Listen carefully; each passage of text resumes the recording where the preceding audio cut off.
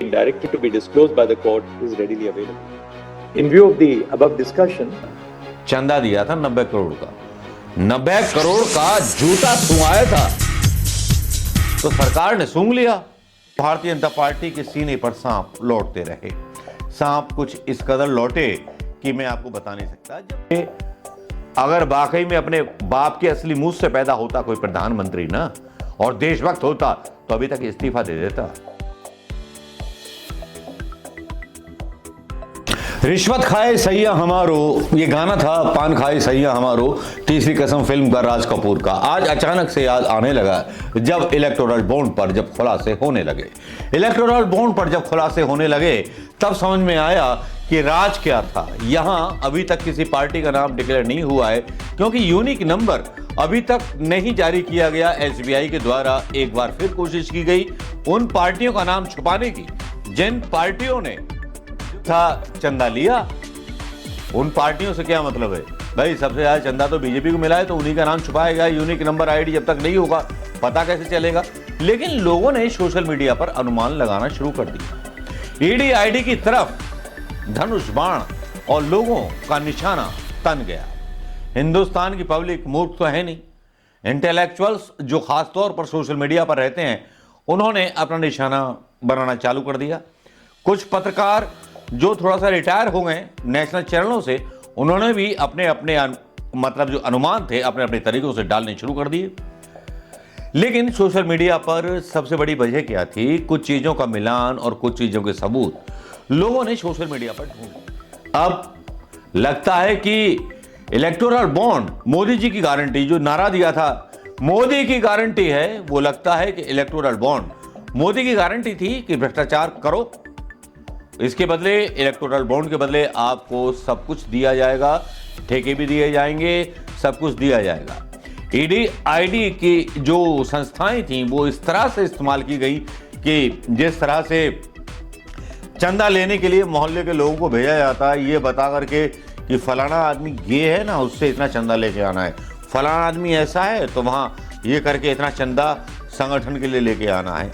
तो वो तो आप जानते ही हैं कि प्रधानमंत्री मोदी जी इसमें और बीजेपी का संगठन और बजरंग दल और आरएसएस इसमें खूबी और महारत हासिल करके रखी हुई है और महारत हासिल है इसीलिए सरकारी संस्थाओं का उपयोग किया गया। अब सुप्रीम कोर्ट ने फिर एक बार जो था एसबीआई का कान उमेड़ दिया। उन्होंने बोला भाई पूरी जानकारी दी नहीं, यूनिक नंबर दीजिए। चलिए यूनिक नंबर तक तो सही रहा लेकिन सोशल मीडिया पर क्या क्या चलता रहा, क्या क्या बातें होती रही जिनसे भारतीय जनता पार्टी के सीने पर सांप लौटते रहे।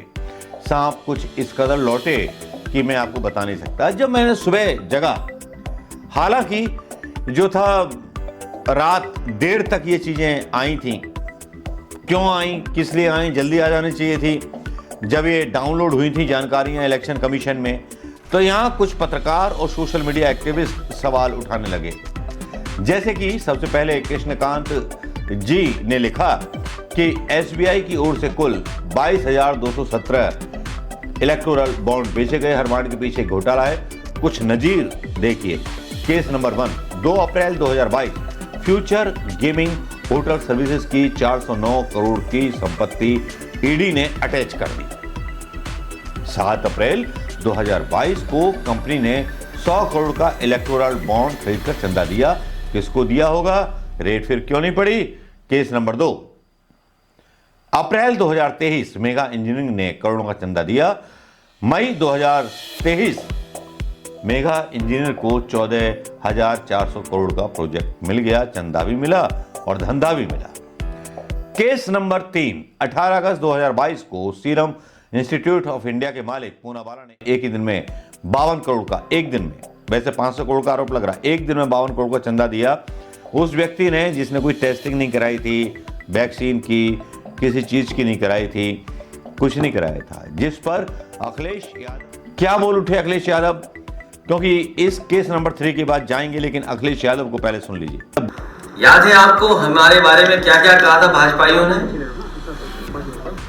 जब वैक्सीन वाली बात आई थी? अब सुना है जो आंकड़े आ रहे हैं, जो सूची में चीजें आ रही हैं, वैक्सीन कंपनी ने कोई वैक्सीन दी है उन्हें इलेक्ट्रोल बॉन्ड के नाम पर कितने करोड़ की है वो? 505 करोड़ चले गए। सोचिए आप, वैक्सीन लगवाने वाली कंपनी से 500 करोड़ रुपए लिए, इसीलिए जबरदस्ती हमें और आपको वैक्सीन लगवाई जा रही थी। हम तो बच गए, बाकी जनता सब मिलने लग गए। सर पाकिस्तान अखिलेश यादव ने साफ साफ बोला, 22 अगस्त 2022 को मोदी ने उनसे मुलाकात की। फिर क्या तमाशा हुआ देश जानता। कोविड वैक्सीन पर सीरम इंस्टीट्यूट को मौनी पाली बख्श दी गई। सीरम इंस्टीट्यूट में आग भी लगी थी, याद है ना। और पूना वाला जो था भाग गया कहीं और, किसी और देश की नागरिकता ले ली उसने इस वैक्सीन को बनाने के बाद। लोग बोल रहे हैं कि हार्ट अटैक आ रहे हैं कोविशील्ड लगवाने के बाद। शुक्र है यार मैंने कोवैक्सीन लगवाई है हिंदुस्तान की। लेकिन यहां सौदा तो बड़ा चोखा हुआ था। जो अखिलेश बोल रहे हैं वो सही बोल रहे हैं। क्या इतना बड़ा घोटाला कोई अपने देशवासियों के साथ कोई प्रधानमंत्री कर सकता है? सवाल अभी बाकी हैं, जरा चैन से सुनिए। अभी केस नंबर 4 भी बाकी है, 5, 6, 7 भी बाकी है। खनन समूह वेदांता ने 400 करोड़ रुपए से ज्यादा इलेक्टोरल बॉन्ड दान किए। फिर सरकारी कंपनी बीपीसीएल वेदांता को सौंप दी गई। सरकार को मिला चंदा, पंटर को मिला धंधा, और धंधा भी दे दिया गया वेदांता समूह को। Case number 5, Navyug engineering company ने 90 करोड़ के बॉन्ड खरीदे। यही कंपनी उत्तराखंड में सुरंग बना रही थी, जिस सुरंग में 41 मजदूर 17 दिनों तक के लिए फंस गए थे। मामले की जांच नहीं हुई, याद है ना। चंदा दिया था 90 करोड़ का। 90 करोड़ का जूता सूंघाया था तो सरकार ने सूंघ लिया, एक्शन नहीं लिया। और जो रेड माइनर था उसका घर तोड़ दिया, वो भी याद होगा। केस नंबर 6, गाजियाबाद का सबसे चर्चित यशोदा हॉस्पिटल पर कोरोना के दौरान जनता से वसूली के आरोप लगे। यशोदा पर छापे पड़े।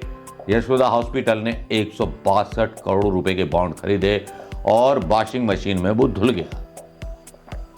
यशोदा हॉस्पिटल जिस पर ईडी की रेड पड़ी थी वो पाक साफ हो गया। केस नंबर 7, टोरंटो पावर की कंपनी ने 86.5 करोड़ का चंदा दिया। कंपनी को गुजरात में 47,000 करोड़ का सरकारी प्रोजेक्ट मिल गया। ठेके कौन देता है? फिर चंदा किसको मिला? चंदा दो धंधा लो।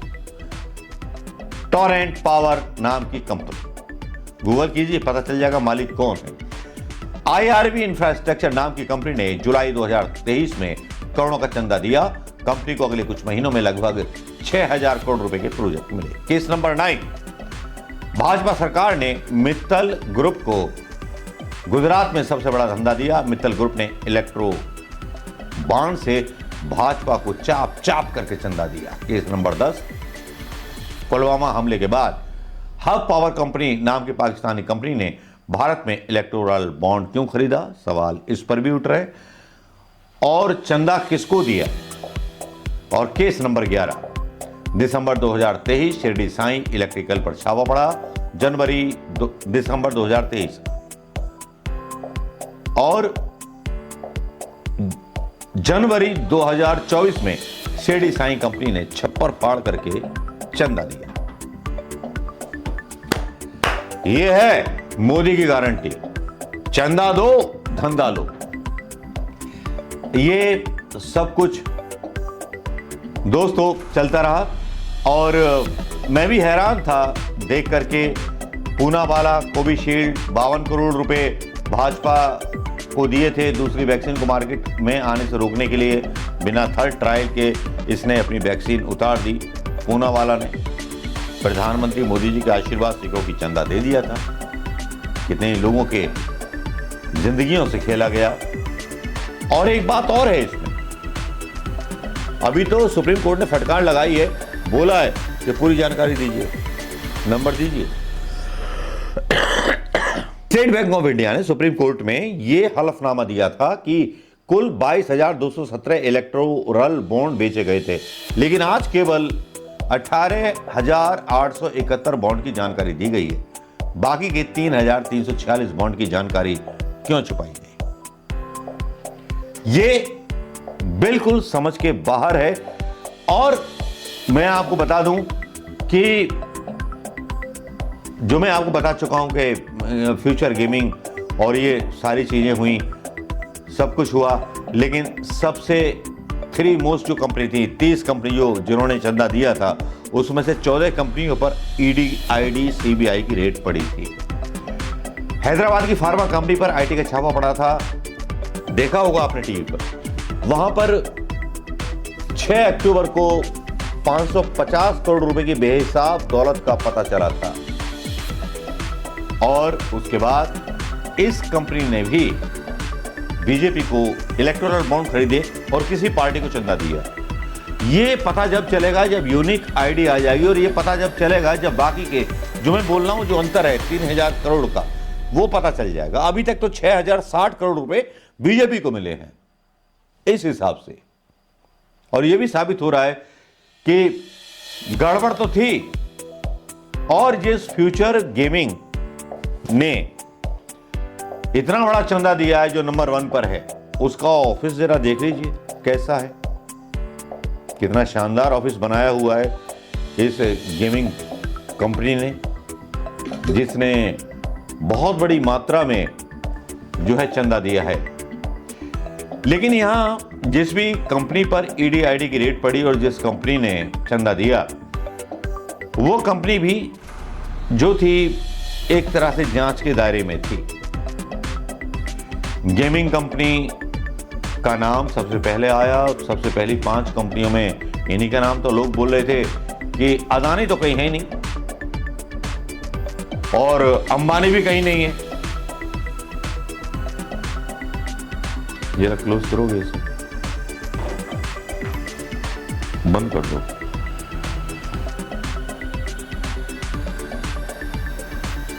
चुनाव आयोग ने जो डेटा पेश किया वो 337 पेज का था, जिसमें चुनावी बॉन्ड खरीदने वाली कंपनियों और संस्थाओं के नाम की, खरीद की तारीख और पैसे की जानकारी शामिल है। वहीं दूसरी पार्टी में, मतलब दूसरे भाग में जानकारी में 426 पेज हैं, 337 प्लस 426, जिनमें राजनीतिक दलों के नाम, तारीख और राशि की डिटेल दी गई है। दोस्तों, मैं यहाँ आपको बहुत चीजें क्लियर कर देना चाहूंगा, क्योंकि यहाँ बहुत गड़बड़ झाला है और जो आंकड़े दिए गए हैं वो बड़े कंफ्यूज करने वाले। यहाँ फ्यूचर गेमिंग एंड सर्विसेज और मेगा इंजीनियरिंग इंफ्रास्ट्रक्चर लिमिटेड अप्रैल 2019 से जनवरी 2024 तक इस लिस्ट में टॉप पर हैं।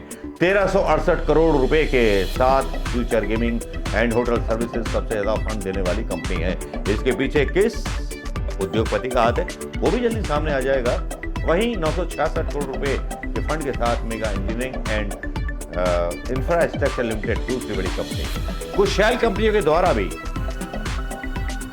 जो किस्सा है वो हुआ है, जो शैल कंपनियां अदानी से भी जुड़ी हुई हैं और अंबानी के साथ भी जुड़ी हुई हैं, इसका खुलासा हुआ है सोशल मीडिया पर। लेकिन सही प्रूफ तब आ पाएगा जब वो यूनिक नंबर चुनाव आयोग सार्वजनिक करेगा, उसके बाद पता चलेगा। और फिर वो 3600 समथिंग करोड़ के बॉन्ड जो छुपा लिए गए, जिनके बारे में बताया नहीं गया, उनके बारे में जब बताया जाएगा। लेकिन lottery king future gaming and hotel services का दफ्तर आपने देख लिया होगा, और इसमें लोग बोलने लगे अदानी अंबानी कहाँ इधर किधर दिखाई नहीं देते, बीजेपी वाले बोलने लगे थे। लेकिन यहां अंबानी की सब्सिडरी कंपनी ने भी अच्छा खासा ऐसा चंदा दिया है, 1-1 करोड़ की शक्ल में, बहुत चालबाजी के साथ, और ऐसे पता नहीं 600-800 बॉन्ड खरीदे हैं। जब यूनिक नंबर आईडी नहीं होगा तो पता कैसे चलेगा कि किसने क्या दिया। और शैल कंपनियों के द्वारा ये चीजें डाली गई हैं। ये शैल कंपनियों के खिलाफ कभी प्रधानमंत्री मोदी जी ने अपना एक युद्ध छेड़ रखा था कि शैल कंपनियां और ब्लैक मनी मिटा दूंगा, स्विस बैंक का पैसा लेके आऊंगा, और अपने स्टेट बैंक के पैसे को जाहिर करने में प्रधानमंत्री मोदी डर रहे। अगर ये घोटाला 2014 में हो गया होता तो प्रधानमंत्री का इस्तीफा मांगने लगता विपक्ष। प्रधानमंत्री को इस्तीफा दे करके अगर वाकई में अपने बाप के असली मुंह से पैदा होता कोई प्रधानमंत्री ना, और देशभक्त होता, तो अभी तक इस्तीफा दे देता, ये इल्जाम लग जाने के बाद, और बोलता चुनावों में जाऊंगा। लेकिन कहती नैतिकता बीजेपी के वर्तमान सरकार के नेताओं में आपको दिखाई देती है। जिस तरह से सरकारों को बदलने का खेल चला जाता है। जिस तरह से सरकारें बदलने के लिए पैसों की रिश्वत दी जाती है, वो पैसा आता कहां से? ये तो वो पैसा है जो व्हाइट मनी किया गया। अगर 1300 या 400 या 4000 करोड़ रुपए दिए गए किसी पार्टी को, तो बदले में लौटा करके कितना व्हाइट मनी दिया होगा या कितना फायदा किया होगा उस कंपनी को, बदले में ठेके दे दिए गए। जैसे कि महाराष्ट्र का ठेका दे दिया गया, वो ठेका दे दिया गया।